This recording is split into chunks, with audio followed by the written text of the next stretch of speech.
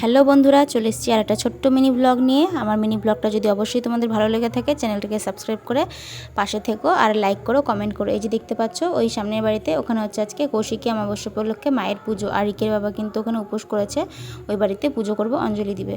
আর এখানে দেখো, ও কিন্তু খাবে না, আমাদেরকে পনির এনে দিয়েছিল, পনিরটা দিয়ে আমরা ভাত খাচ্ছি, পনিরের ঝোল করেছিলাম। আর এখানে দেখো সিঙ্গারাও এনে দিয়েছিল বিকেলবেলাতে, যাবে এখনও জঙ্গলি কালীবাড়ি।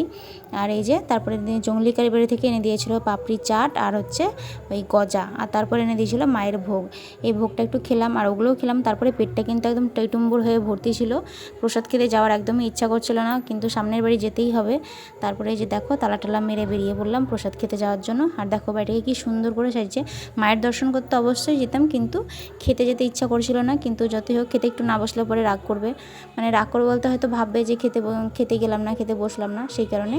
তো ভিডিওটা ভালো লাগলে অবশ্যই লাইক কমেন্ট শেয়ার। আর আমি কোনো রকম কোনো খাওয়ার ভিডিও করতে পারলাম না, তার জন্য অনেক অনেক দুঃখিত।